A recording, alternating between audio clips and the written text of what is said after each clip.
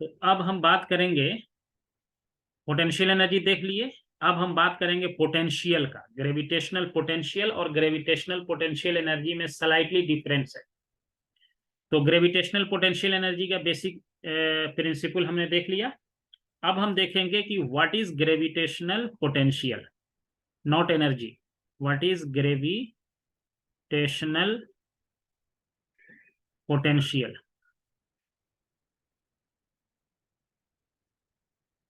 Gravitational potential, इसका क्या meaning है? मान लीजिए कि आपके पास यहां पे एक हमने ये सपोज करिए कि यहां पे आपका ये मास है, मान लो कि m2 है, और यहां भी हम ले रहे हैं m1 ही ले रहे हैं, मास है। इस मास को हम मान लो कि ये पोजीशन हमारा A है, ये पोजीशन हमारा कहीं पे मान लो कि ये पोजीशन हमारा B है। तो करना क्या है मुझे कि इस मास m2 को यहां से लेके इधर आके और इस B पोजीशन तक मुझे आना है, B पोजीशन तक आना है। इस कंडीशन में ये जितने भी मासेज हैं, ऑल भी अगर कहीं आसपास में मासेज हो अगर, लेकिन अभी हम m1 ही लिए हैं, तो ये मास हमारा फिक्स्ड है। ये इसमें कोई मोशन नहीं है, ये मूव नहीं करेगा, ये फिक्स पोजीशन पे रखा हुआ है। m1 is eight fix position, it is not moving, only m2 is moving. वो जब इधर मूव करेगा ऐसे आएगा, तो मान लो ये वाला जो पोजीशन है, इस समय इसका पोटेंशियल एनर्जी जो है, सपोज करो कि हमने लिख दिया UA, इसका पोटेंशियल एनर्जी UA है एट A पे, और जब B पे पहुंचा तो इसका पोटेंशियल एनर्जी हो गया UB। UA एंड UB जो है ये ग्रेविटेशनल पोटेंशियल एनर्जी है at B, and UA is gravitational potential energy at A है ये। तो जब यहां से यहां चला, यहां से यहां चला, यानी कि A से जब B पे आया, तो इसके पोटेंशियल एनर्जी में जो चेंज हुआ UB माइनस UA हुआ, और this UB minus UA divided by mass m2, वो मास जिसको हम यहां से उठा के लेके आए हैं इधर, उसको जब हम डिवाइड कर देंगे चेंज इन पोटेंशियल एनर्जी को, तो ये इसके चेंज इन पोटेंशियल के इक्वल हो जाएगा। This is called change in potential, this is called change in potential, this is called change in potential, gravitational potential, in fact gravitational potential, change in gravitational potential.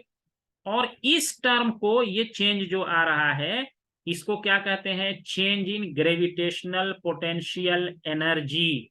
This is called, this whole thing is called change इन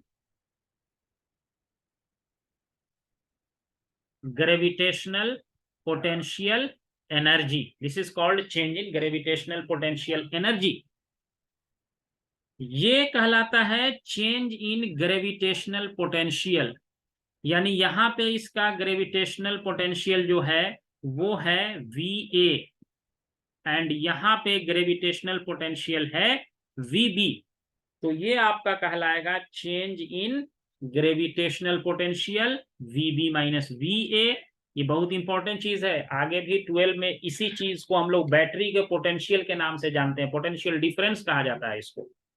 क्योंकि potential difference में ऐसा किया इसलिए गया कि जिस मास को हम उठा के ला रहे हैं वो मास इस इक्वेशन से निकल जाए, नहीं रहे इसमें। कैसे नहीं रहेगा, देखिए बताते हैं। जैसे अब अगर ये change in gravitational potential energy की अगर आप बात करते तो ये क्या होता? Change in gravitational potential energy की अगर यहाँ पे बात होती, change in gravitational potential energy, यहाँ अगर इसी दोनों मास के लिए अगर हम लिखते तो क्या लिखते? Minus G m1 m2 divided by, ये अगर मान लो C है यहाँ, तो C से B का डिस्टेंस अगर R ले लेते हैं, R डिस्टेंस तक लाए हैं जैसा कि पहले किए हैं, तो ये R हो जाता, और यहाँ पे M2 से ये डिवाइड हो जाता, क्योंकि जिसको उठा के लाएंगे उसी से डिवाइड करेंगे, equal to VB minus VA। तो M2 कैंसिल हो जाएगा, तो VB minus VA equal to हो जाएगा -GM1 डिवाइडेड बाई R हो जाएगा। यहां भी लॉजिक वही है कि इसको भी क्या किया जाए, कि लॉजिक यहां भी वही है कि जो स्टार्टिंग वाला अगर ये इंफिनिटी से होता, इसको अब डिफिनेशन के फॉर्म में भी हम लिखेंगे, अगर ये इंफिनिटी पे होगा, M2 अगर ये इंफिनिटी पे होता, तो यहां का पोटेंशियल जो होता, ग्रेविटेशनल पोटेंशियल, वो 0 होता, और इसको हम उठा के जिस बी पोजीशन पे ला रहे हैं, at infinity your at infinity VA equal to 0, similarly UA is also 0। तो ये वाला टर्म आपका क्या हो जाएगा, 0 हो जाएगा, और उठा के कहां लाए हैं, B पे, ये वाला M2 कहां आया है, M2 यहां आया है B पे, ये M1 है, ये B है, ये C था, और इसके बीच ये डिस्टेंस R है। तो यहां जो पोटेंशियल होगा, अब क्या बच जाएगा, A वाला 0 हो गया तो VB बचेगा, और VB equal to -GM1 by R हो गया। और इस VB को इतना नहीं लिख के इसको सिंपली V लिख देते हैं, पोटेंशियल GM1 बाई R हो जाएगा। तो इसको जो है ग्रेविटेशनल पोटेंशियल कहेंगे, इसको क्या कहेंगे, इसको वर्ड में कहेंगे, this is called gravitational potential, this is called gravitational potential, gravitational potential at distance R from mass M1 से जो डिस्टेंस है, ये क्या है, R डिस्टेंस है, समझे। तो इसको कहेंगे ग्रेविटेशनल पोटेंशियल। और सपोज करो कि ये इसमें होता क्या है, एक चीज और है, ये मास जो होता है, ये बड़ा मास रहता है, और जिसको लाते हैं उसको यूनिट मास भी कहते हैं, M2। अगर ये मान लो कैपिटल M होता, इसको हम मिला देते, ऐसे R कह देते, और ये स्मॉल M होता, तो इस कंडीशन में आप पोटेंशियल जो लिखते R डिस्टेंस पे, तो ये लिख सकते से -GM बाई R लिख देते इसको। यानी जिसके फील्ड में लाएंगे, ये ध्यान रखना है, ये M जो है यहाँ पे है तभी ये पोटेंशियल है, अगर ये M नहीं होता तो ना तो पोटेंशियल एनर्जी इसके पास कुछ होता, ना ही पोटेंशियल होता। तो ये पोटेंशियल का ये रिलेशन आपको आया, ये जो है पोटेंशियल। अब इसका जो बात है पोटेंशियल एनर्जी पर, इसको हम कहते हैं, इसको डिफिनेशन के फॉर्म में जब लिखेंगे तो इसको ऐसे लिखना पड़ेगा, डिफाइन करते हैं, डिफिनेशन इसका जो होता है वो ये है, definition,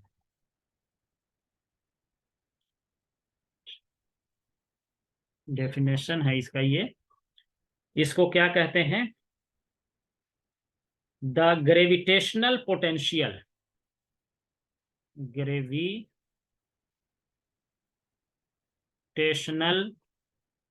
potential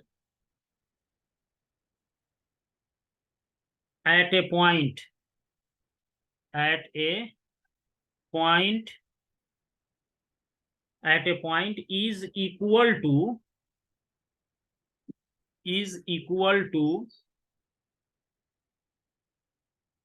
change in potential energy is equal to change in PE, मतलब potential energy per unit mass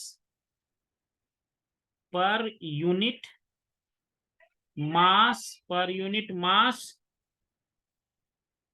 as the mass is brought, as the mass is brought from reference point, from reference point to the given point, to the given point, reference point two the given point. देखिए reference point given point क्या है, जो infinity है उसी को हम लोग क्या कहते हैं, रेफरेंस पॉइंट कहते हैं। और change in potential energy per unit mass यानी V equal to du by m2 हो गया। यहाँ m2 लाए हैं तो change in potential energy divided by m2 जो है मास, ये आपका m2 को लाए हैं तो m2 हो जाएगा, जिसको लाते हैं उसी से डिवाइड करते हैं उसमें। ओके, तो ये कहलाता है पोटेंशियल एनर्जी। अब इसका जो है, इसका यूनिट की अगर बात करेंगे तो ये क्या है, पोटेंशियल एनर्जी है, ये जूल है पर केजी है, जूल पर केजी। इसका यूनिट होगा जूल पर केजी। इस पोटेंशियल का यूनिट हो जाएगा, ग्रेविटेशनल पोटेंशियल का जूल पर केजी होगा इसका यूनिट। तो ये वोल्ट में जो है कि वोल्ट, वो आगे चल के इसी को हम लोग वोल्ट में देखेंगे, ये वोल्ट में आएगा जो 12 के क्लास में जब पोटेंशियल पढ़ेंगे वहां। सेम चीज, ये दोनों आपस में बहुत रिलेटेड है, gravitational field, electric field, magnetic field, ये सब आपस में एक चैप्टर एक दूसरे से को रिलेटेड है। तो ये पोटेंशियल का मास के ड्यू टू, हम किसके वजह से निकाले हैं potential, due two point mass. अभी ये बात जो हमारी हुई है ये पॉइंट मास है, यहाँ पे ये पॉइंट मास था, ये जो m है, और ये भी क्या है, पॉइंट मास है। तो इस कंडीशन में पोटेंशियल हमारा gm बाई r हुआ है। r is the distance between these two particle, ये r इसके बीच का डिस्टेंस है। अब हम बात करेंगे कि ये पॉइंट मास अगर नहीं हुआ, कुछ और हो गया पॉइंट मास के जगह पर। पॉइंट मास कोई जरूरी तो नहीं है कि हर समय पॉइंट मास ही हो। अब हम बात करेंगे कि मान लिया आपके पास एक रिंग हो जाए, रिंग जो हो जाए पोटेंशियल एनर्जी का, जैसे कि हम इसका डायग्राम आपको बनाते हैं। मान लीजिए कि आपके पास एक क्या हो जाता है, रिंग हो जाता है, और तब पोटेंशियल एनर्जी आपको निकालना है। देखिए potential energy due to uniform ring at a point on axis, ये इसका एक्सिस है, ये रिंग है, यूनिफॉर्म है। अब ये पॉइंट मास नहीं है आपका, अब ये क्या है, यूनिफॉर्म एक रिंग है। इसका मास जो है इस पूरे रिंग पे डिस्ट्रीब्यूटेड है। पॉइंट पे था मास रहता था, अगर ये m था हमारे पास तो इसका पोटेंशियल हमने लिखा था gm बाई r, लिख दिया था, r डिस्टेंस पे निकाले थे जब ये हमारा ऐसा था, तो ये पोटेंशियल निकला था। ये पॉइंट मास के लिए था, लेकिन ये मास तो पॉइंट नहीं है, ये यूनिफॉर्मली क्या है, डिस्ट्रीब्यूटेड है। तो अब इस कंडीशन में ये इस पॉइंट P पे पोटेंशियल क्या होगा, ये Z देखिए, ये A इसका क्या है, रेडियस है, R क्या है, डिस्टेंस है, वो पॉइंट जहां पे हम पोटेंशियल निकालना चाह रहे हैं, OP इक्वल टू R है, और इसका नाम मान लो कि OA है, तो OA is radius, OA equal to radius equal to यहाँ पे A लिया हुआ है, और AP देखो ये टेंजेंशियल लाइन यहां से खींचा हुआ है, ये 90 डिग्री है, तो AP यानी कि Z will be equal to under root A square plus R square हो जाएगा। ये आपको निकालना है, ये A स्क्वायर R स्क्वायर हो गया, P पॉइंट पे पोटेंशियल निकालना है। तो इसका जो पोटेंशियल है due to the whole ring, अब इसमें क्या है, छोटे छोटे मास ले लेंगे, छोटा मास लेके सबको क्या करना पड़ेगा, छोटा छोटा मास लेके इसको सम करके इंटीग्रेट करेंगे, तब जाके ये हमको पोटेंशियल यहाँ पे निकल जाएगा। तो इसमें जो पोटेंशियल होगा, पोटेंशियल, ये कुछ चीजें होता है ना, ये आपको याद रखना पड़ेगा। Potential V due to the whole ring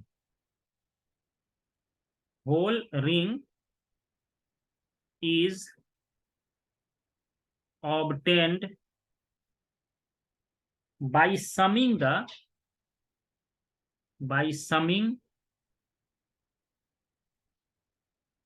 by summing the contributions from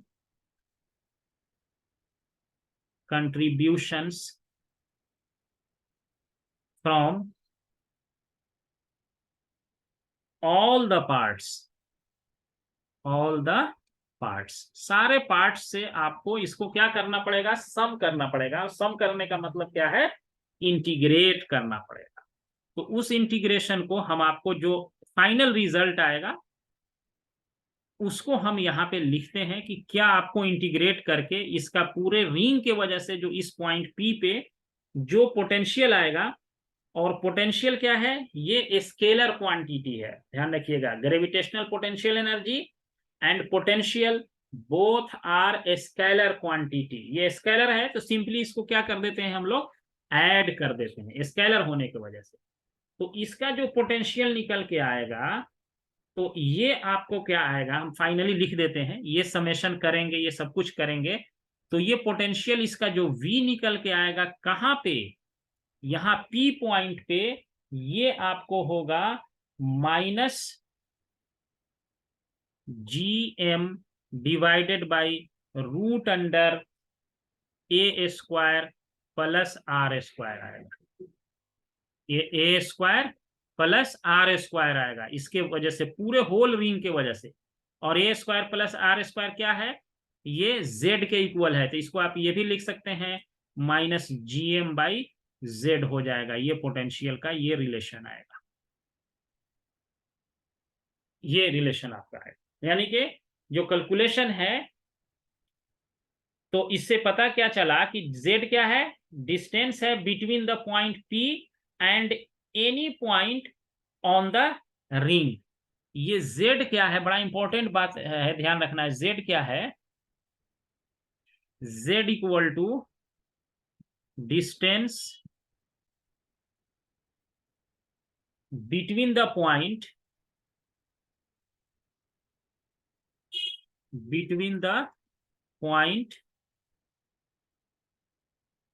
P and any point on the ring, any point on the ring। ये समझने के लिए देखो कैसे कर सकते हैं। अगर रिंग कुछ रहे हमारे पास, हम बताते हैं आपको, इसको एक एग्जाम्पल से आपको समझाते भी हैं। मान लिया रिंग हमारे पास,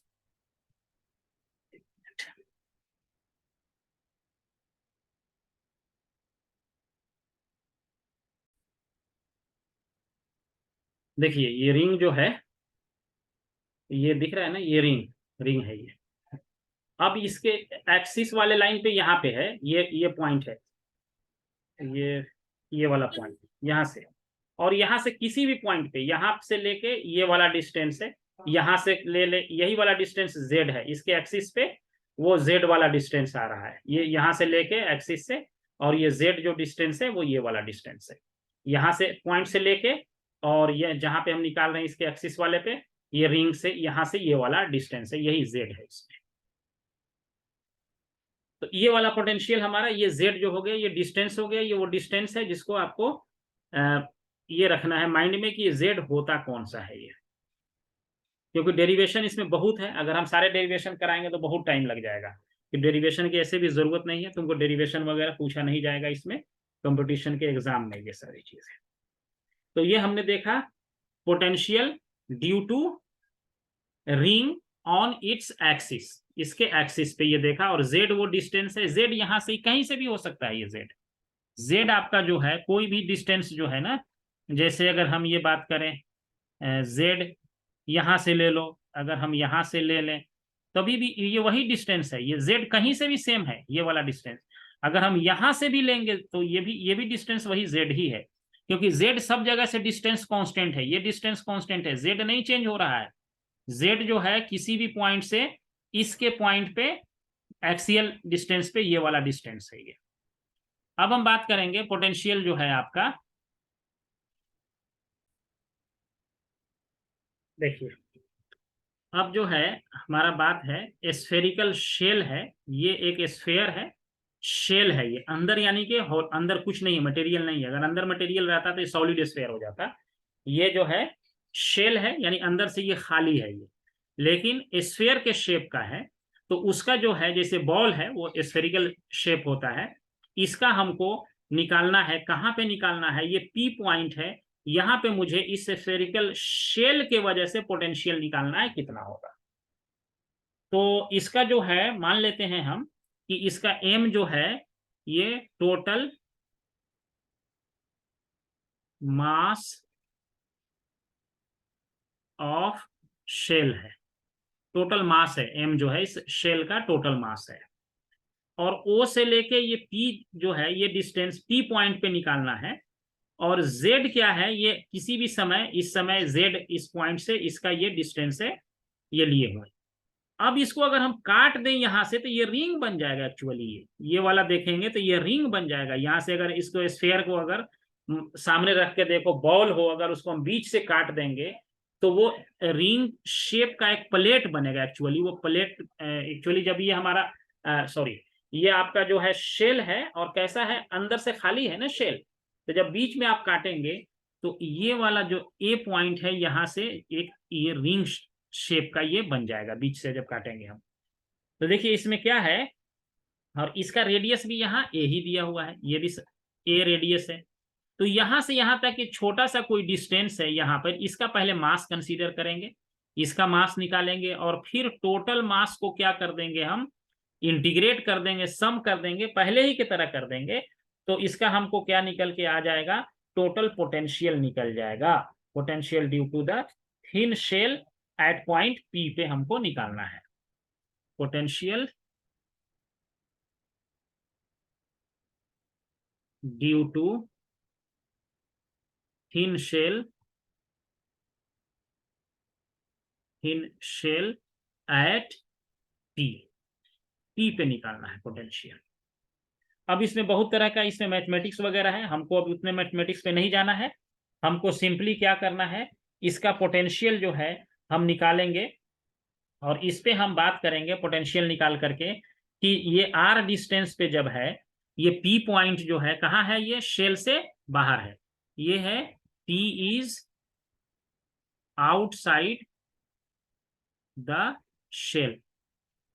ये पी हमारा शेल का से क्या है? बाहर के साइड में। तो यहाँ पे हमको पोटेंशियल निकालना है। तो इसका पोटेंशियल देखोगे तो ये हो जाएगा V equal to minus G M by R आ जाएगा। आर क्या है? ये आपका यहां से यहां तक का डिस्टेंस है। ये आर जो है यही डिस्टेंस है, यहां से यहां तक का ये डिस्टेंस है, आर है ये। कैलकुलेशन इसका बहुत है, कैलकुलेशन मुझे करना नहीं है। कंसेप्ट इसमें समझ लो कि ये क्या होता है। आर डिस्टेंस अगर आपका है, ये कहाँ है? आउटसाइड है। तो इस कंडीशन में इसका जो पोटेंशियल होगा ये क्या हो जाएगा? जी एम बाई आर हो जाएगा। अब ये मान लीजिए कि अगर यही वाला पी पॉइंट अगर शेल के अंदर चला जाए, ये जो है यहां से खिसक के शेल के अंदर आ जाए, कहीं पे आ जाए, इनसाइड द शेल आ जाए, या ऑन द शेल आ जाए। दूसरा पॉइंट हम बात करते हैं, if P is inside the shell, shell के अंदर हो जाए, यानी R लेस देन A हो जाए। इनसाइड का तो यही मतलब होगा। इनसाइड का जो मीनिंग होगा वो यही होगा कि अगर R जो है इसके रेडियस से छोटा हो जाए तो ये P पॉइंट कहीं यहाँ पे अंदर हो जाएगा, इसके शेल के अंदर हो जाएगा। तो उस कंडीशन में जो पोटेंशियल होगा, that potential will be V will be equal to minus G M by A हो जाएगा। ए क्या है? इसका रेडियस है। A is the radius. A क्या है आपका? रेडियस है, यानी कि ये ए क्या है? कांस्टेंट चीज है। तो यानी अंदर में हम यहां बात कर लें, या यहां बात करें, या यहां बात करें, या यहां करें, ये कहीं भी हम अंदर में पोटेंशियल की बात करें, हर जगह यही होगा जी एम बाई ए। क्योंकि ए क्या है? रेडियस है, ये कांस्टेंट है। इसका मास भी क्या है? वो भी कांस्टेंट है।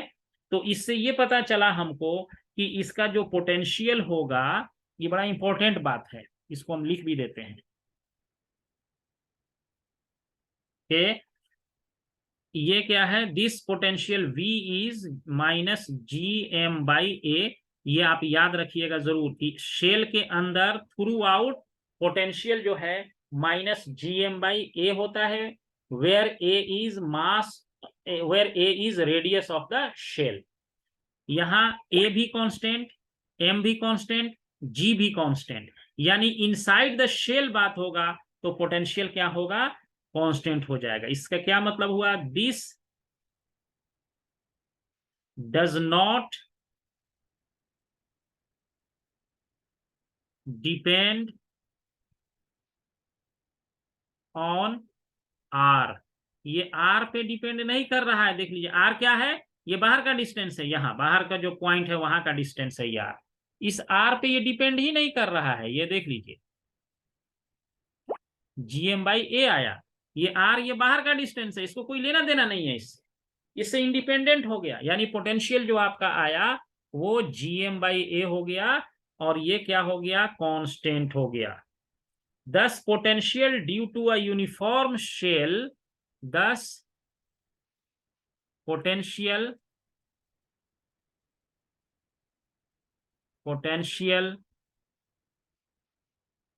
due to a uniform shell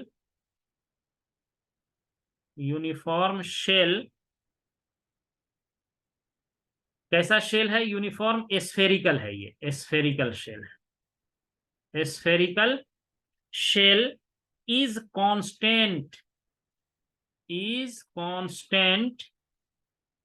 throughout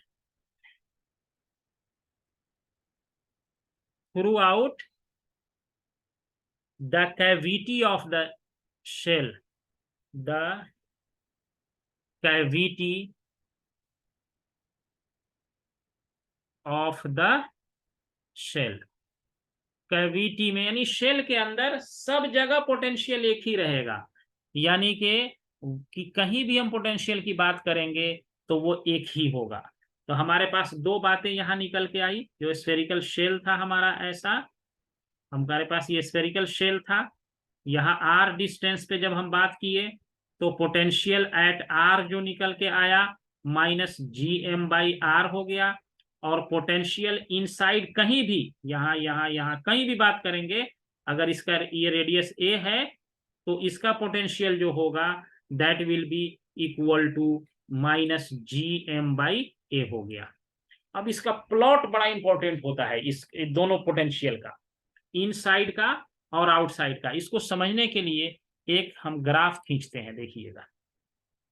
तो इसका एक ग्राफ लेते हैं, ये एक लाइन खींच दीजिए, ये एक्स एक्सिस हो गया, उसके बाद एक वाई एक्सिस खींच देते हैं ऐसे, एक्स एक्सिस वाई एक्सिस हो गया। इसमें ये आपका जो है एक्स एक्सिस ये हो गया, और ये आपका, ये हमने निगेटिव एक्सिस इसलिए लिखा है कि पोटेंशियल ये निगेटिव में। अब ये देखो, इस एक्सिस पे हम लिखते हैं, इस एक्सिस पे हम लिखते हैं R को, ये डिस्टेंस, और इस एक्सिस पे लिखते हैं यही ग्रेविटेशनल पोटेंशियल। ये ग्रेविटेशनल पोटेंशियल को इस एक्सिस पे हम V को दिखाते हैं, ग्रेविटेशनल पोटेंशियल को। ध्यान से समझना, देखो ये जैसे जैसे R का वैल्यू हमारा डिक्रीज करेगा, मान लो यहां जैसे कि हम अभी R का वैल्यू कुछ भी है तो उस समय पोटेंशियल है ये वाला है G-GM/, निगेटिव है, मतलब ये वाला हम मान लिया यहाँ पे, अभी जो है हम ये बात कर रहे हैं इस कंडीशन में, तो ये वाला हमारा पोटेंशियल है। अभी इस कंडीशन में माइनस GM/R है, तो ये पोटेंशियल ये निगेटिव हो गया, ये माइनस, इस पॉइंट पे हमने मान लिया माइनस GM/R है, ये R डिस्टेंस अभी यहाँ पे हम लिए हुए हैं, यहाँ से R डिस्टेंस है।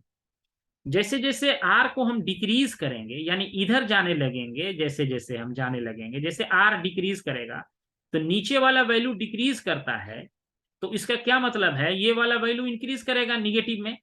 जैसे ये R, जैसे ही आप डिक्रीज करोगे, मान लो R R1 equal to R/2 डाल दो, कोई डिस्टेंस पे, तो यहाँ पे VR1 लिखेंगे तो वो हमारा क्या होगा, VR1 जब आप लिखोगे तो यहाँ पे क्या डाल देना है, R/2 डाल दो इसके जगह पर। तो R/2 डालेंगे तो 2 ऊपर चला जाएगा, -2GM/R हो जाएगा।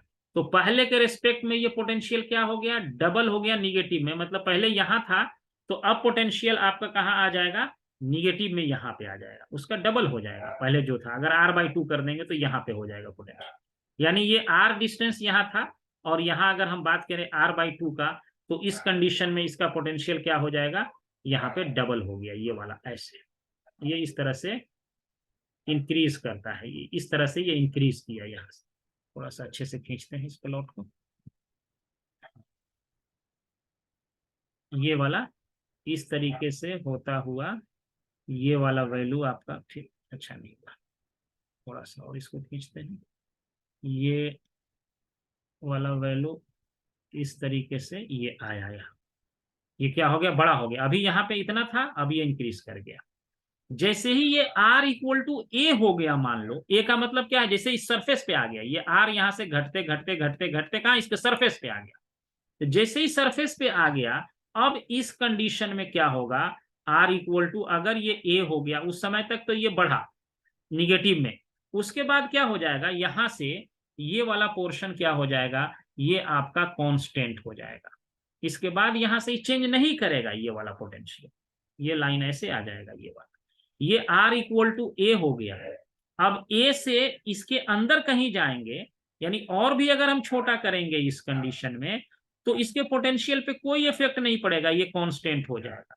तो ये इसका डायग्राम है, जब हम पोटेंशियल को क्या करते हैं कि जैसे जैसे R का वैल्यू हम यहां से अंदर के तरफ जाएंगे तो इसका वैल्यू निगेटिव में बढ़ेगा, निगेटिव में, ये इंक्रीज किया बट निगेटिव, यहाँ पे निगेटिव अलग है तो यहाँ निगेटिव और ज्यादा हो जाएगा, निगेटिव में इंक्रीज किया। लेकिन जैसे ही ये R इसके सरफेस पे आया, तो अब हम क्या देखते हैं कि ये तो कांस्टेंट हो गया। अब जैसे ही सरफेस पे आया तो यहाँ की बात करो, यहाँ की करो, यहाँ करो, यहाँ करो, इस सब जगह एक ही हो जाएगा पोटेंशियल, इसमें कहीं कोई चेंज नहीं होगा। थ्रू आउट स्फेरिकल शेल क्या होगा, पोटेंशियल आपका कांस्टेंट हो जाएगा।